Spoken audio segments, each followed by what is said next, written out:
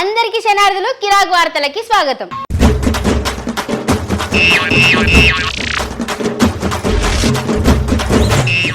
అందరు ఎట్లున్నారా? మంచిగా ఉన్నారా? నేను కూడా మంచిగా ఉన్నా. అయితే కిరాక్ రానం వచ్చిందంటే కిరాక్ వార్తలు పట్టుకొస్తుంది కదా. మరి ముందుగల్లా పెద్ద వార్తలు ఏందో చూసుకుందాం. కారు డ్రైవర్ల తీరుతోని గజ్జుమన్న ప్యాసింజర్లు. ఆట మీద ఉన్న భయం పాన మీద లేదంట గీ డ్రైవర్ అన్నకు.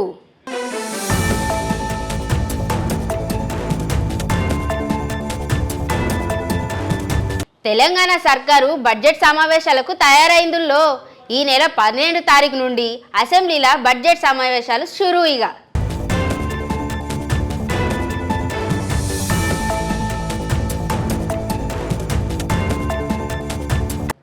తెలంగాణ సర్కారు అప్పుల పాలవుతుందని గుబులైతుందట కవితక్కకు. లెక్కలు తీసేదాకా ఊకోదట గీ అక్క.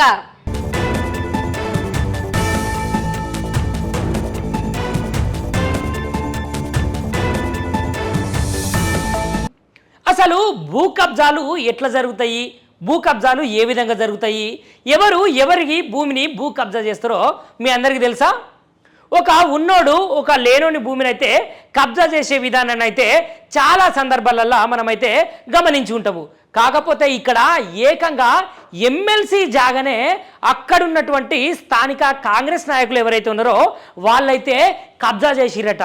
ఏకంగా అక్కడున్నటువంటి ఎమ్మెల్సీ నాయకుని భూమి దగ్గరికి వెళ్ళి అక్కడున్నటువంటి పరాటా గోడ ఏదైతే ఉంటుందో ఆ గోడనే నామరూపాలు లేకుండా కూల్చేసిరట.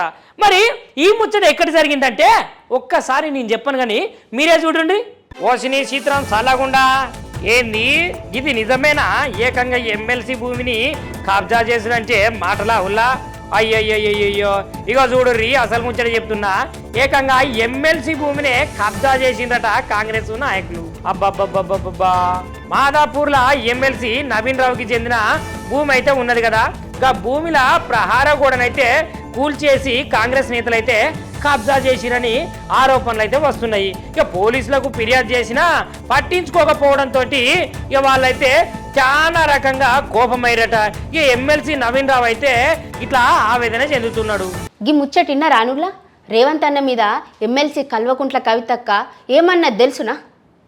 రేవంత్ రెడ్డి 15 నెలలతోని అసలు 1.52 లక్షల కోట్ల అప్పులు తీసుకొచ్చిండు తప్ప తెలంగాణను అసలు ఉద్ధరించింది ఏం లేదు. ఒక పెద్ద ప్రాజెక్టు కట్టలేదు, మంచి పథకాన్ని షురూనే చేయలేదు. కనీసం ఒక్క ఆడపిల్ల కన్నా 2500 ఇస్తానన్నాడు, ఇచ్చిండా?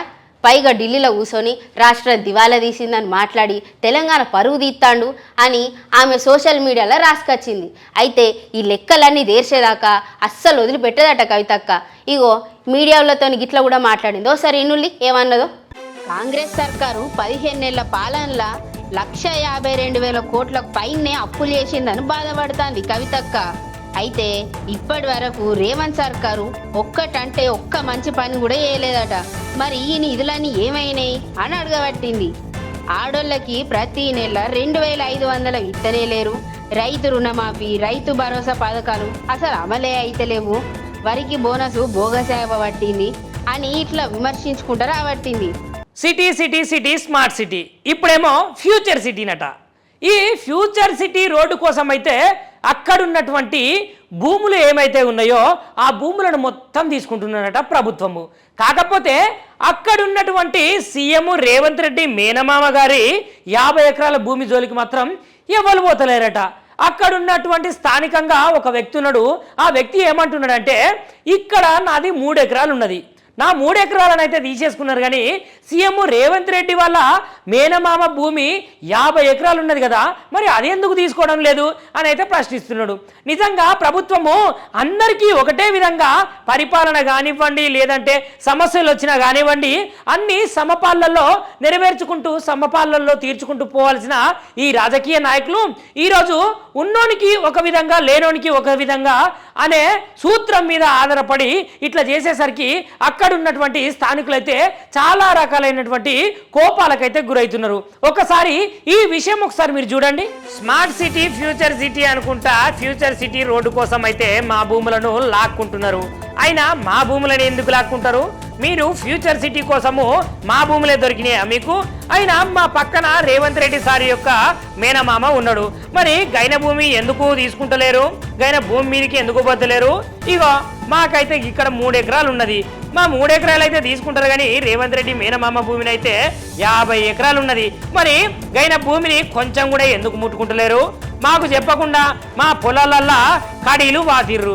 ఇదెక్క న్యాయం చెప్పుర్రి? మమ్మల్ని అడగాలి కదా. ఇదేందని మేము అడిగితే మా మెడలు పట్టుకొని దొబ్బేస్తున్నారు.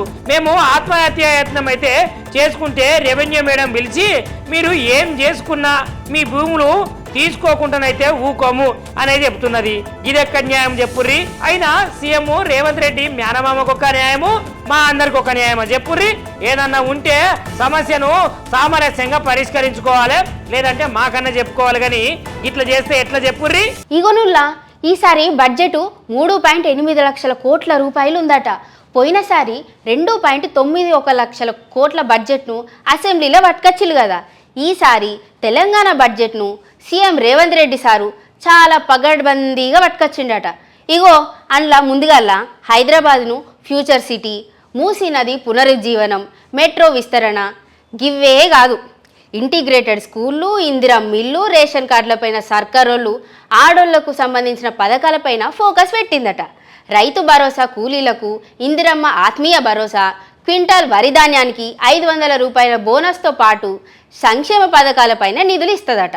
అయితే బడ్జెట్ కోసం సీఎం సారు ప్రధాని మోడీని, ఇంకొంతమంది కేంద్ర మంత్రులను కూడా కలిసిండట. రాష్ట్రానికి రావాల్సిన నిధులతో పాటు ఏరే విషయాలపైన కూడా ఇప్పటికే బట్టి విక్రమార్క ఎంపీలతోని సమావేశం చేసిండట. ఇగో మరి బడ్జెట్ ప్లానింగ్ని ఎట్లెట్లా చేస్తారో మీరు కూడా చూడురి. అమ్మయ్య, తెలంగాణ బడ్జెట్ సమావేశాలకు అన్ని సిద్ధమైనట్టులా నెల 12వ తారీఖు నుంచి అసెంబ్లీ బడ్జెట్ సమావేశాలు జరపనికి ప్రభుత్వం పక్కా ప్లాన్ గీసిందట. 12వ తారీఖున ఉభయ సభలను ఉద్దేశించి గవర్నర్ జిష్ణుదేవ్ వర్మ మాట్లాడతాడట. ఇక అదే రోజు బీఎస్సీ సమావేశం అసెంబ్లీ పని దినాలను ఖరారు చేస్తుందట. 12వ తారీఖున గవర్నర్ మాట్లాడిన దానిపైన 13వ తారీఖున సభ ధన్యవాదాలు చెప్తుందట. ఇక 14వ తారీఖున హోలీ పండుగనేనాయే. 15, 16 తారీఖున శని ఆదివారాలు ఉన్నాయాయే. ఆ రోజులల్లో బడ్జెట్ నిర్వహణ పైన అయితే ఇంకా క్లారిటీ అయితే ఇయ్యలేమది. హైదరాబాద్ ఇది ఒక అందమైన మహానగరం. ఈ హైదరాబాద్కు ఎక్కడెక్కడి నుంచో విదేశాల నుంచి కూడా హైదరాబాద్ యొక్క అందాలు చూడడానికైతే చాలామంది జనము దేశ నలుమూలల నుంచి అయితే వస్తూ ఉంటారు. కాకపోతే ఈ హైదరాబాద్లో చాలా రకాలైనటువంటి ప్రాంతాలు చాలా ప్రసిద్ధి చెందినవి అని చెప్పొచ్చు. ఎందుకంటే ఈ హైదరాబాద్లో పుణ్యక్షేత్రాలే కావచ్చు, టెంపుల్సే కావచ్చు, అదేవిధంగా కిక్కిరిసిపోయే సిటీలే కావచ్చు, చాలా రకాలైనటువంటి సిటీలు ఈ హైదరాబాద్లో ఉంటాయి. ఇందులో ఒకటి కోటి. అసలు కోటి అంటే ఏంటి? ఈ కోటికి కోటి అనే పేరు ఎందుకు వచ్చింది? ఈ కోటిని ఎవరు కట్టించారు? అసలు ఈ కోటి ఎన్ని ఎకరాల స్థలంలో కట్టించారు? అసలు కోటికి ఆ పేరు ఎందుకు వచ్చిందనే విషయాన్ని నేను ఇప్పుడు మీకు చెప్పబోతున్నా. ఇంతకీ అసలు కోటి అంటే ఏంటిదో ఎరికేనా? దానికి ఆ పేరు ఎందుకు వచ్చిందో మీ అందరికి ఎరికేనా అనే విషయాలనైతే చాలా మందికి అయితే తెలియదు కదా. కోటి పేరు వెనుక పెద్ద చరిత్రనే ఉన్నది. అదేంటంటే ఇప్పుడు ఒక్కసారి మనం చూద్దాము. అసలు కోటికి ఆ పేరు ఎందుకు వచ్చిందంటే, కోటి అంటే భవనము అనే అర్థము. హైదరాబాదు నడిబొడ్డున ఉన్నటువంటి అత్యంత విశాలమైన ప్యాలెస్ ఉన్న నేపథ్యంలో దానికి కోటి అనే పేరైతే వచ్చిందట. మనోహరాబాద్ నుంచి హైదరాబాద్కు వెళ్ళే రైల్వే మార్గంలో భాగంగా కొమరవెల్లి జంక్షన్ దగ్గరనైతే ఆ యొక్క జంక్షన్కు కొత్త నామకరణం చేసిరని చెప్పొచ్చు. ఆ నామకరణం ఏంటంటే కొమరవెల్లి పుణ్యక్షేత్రం అనే నామకరణ చేసినట్లయితే అక్కడ ఉన్నటువంటి రైల్వే అధికారులు అయితే ఉత్తర్వులు అయితే జారీ చేసిరట. మనోహరాబాదు కొత్తపల్లి నుంచి హైదరాబాద్కు వేసిన రైల్వే లైన్లను అయితే ఈ ప్రాంతాలకు సంబంధించి వచ్చే రైల్వే స్టేషన్లకు కొన్ని రకాలైనటువంటి పేర్లు అయితే పెట్టిరట. దీనికి సంబంధించి గుర్రాల గొంది, చిన్న లింగాపూరు, సిరిసిల్ల పేర్లనైతే ఖరారు చేసిరట. ఇక దీంట్లో భాగంగానే కొమరవెల్లి రైల్వే జంక్షన్ కు మాత్రము కొమరవెల్లి పుణ్యక్షేత్రంగా పేరు పెట్టినందుకైతే చాలా సంతోషంగా ఉన్నారట. అబ్బబ్బబ్బబ్బా, రోడ్డు మీద రోజు రోజుకి ఎదవలు ఎక్కువ అయిపోతున్నారబ్బా. చేతుల కారో బైకో ఉండి రోడ్డు ఎక్కితే చాలు వాళ్ళున్న హీరోయిజం మొత్తం బయటకు వస్తుంది. వాడు సూపర్ హీరో లెక్క ఫీల్ అయిపోతున్నారు. ఇంకొందరైతే అసలు రూల్స్నే పట్టించుకోరు. ఇగో ఇట్లా నిర్లక్ష్యంగా పోయిల్లనుకో రోడ్ల మీద ఇక్కడ పక్కన ఉన్న వాళ్ళ పని ఏంది ఎప్పుల్లి ఇవాళ నా పానం కూడా గట్లనే తెలుసా. అసలు నేను వెనకాల కూసున్నా డ్రైవర్ అన్న ఆట ఆడుకుంటూనే ఉన్నాడు. ఇంకేడా ఫోన్లో ఆడుకుంటాడు ఆయన ఆట. ఈసొంటోళ్ళు ఏవట్టి ఎంతమంది పానాలు బలవుతున్నాయి. అసలు పక్కన వాళ్ళ పానాలు అంటే లెక్కనే లేకుండా పోతుంది అబ్బా గీ కొంతమంది డ్రైవర్లకైతే.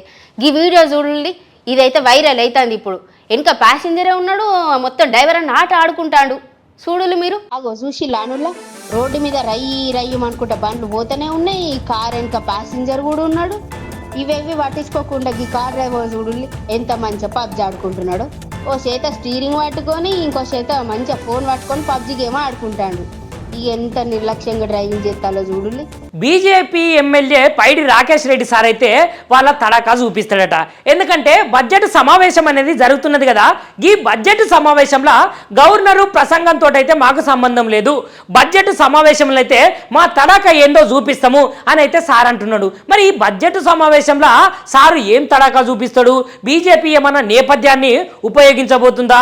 బీజేపీ వాళ్ళు ఏదన్నా పథకాన్ని లేదంటే ఏదన్నా విషయాన్ని చెప్తారా అనే విషయాలను అయితే మనం ఒకసారి చూద్దాం. గవర్నరు ప్రసంగంతో అయితే మాకు సంబంధమే లేదు, ఎమ్మెల్యే పైడి రాకేష్ రెడ్డి.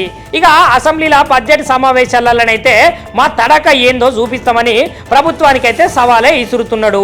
ఇక గవర్నరు ప్రసంగంతో అయితే మాకైతే సంబంధమే లేదని BJP MLA Rakesh Reddy sir అయితే చెప్తున్నాడు. ఈయన మంగళవారం అయితే ప్రెస్ మీట్ తోటి అయితే మాట్లాడింది కదా. ఆ ప్రెస్ మీట్లనైతే ఈ ముచ్చటైతే మాట్లాడిండు సారు. ఇయో గీయుల్లా ఈ అటు కిరాక్ ముచ్చట్లు, ఇటువంటి కిరాక్ ముచ్చట్లు రోజుకి ఇన్ని పట్టుకత్తా. మరి చూసుకుంటా ఉండాలి, మరి అప్పటిదాకా ఉంటా మరి పైలం. షేర్ చేయండి, లైక్ చేయండి, సబ్స్క్రైబ్ చేయండి. మరిన్ని వీడియోల కోసం బెల్ సింబల్ పై క్లిక్ చేయండి.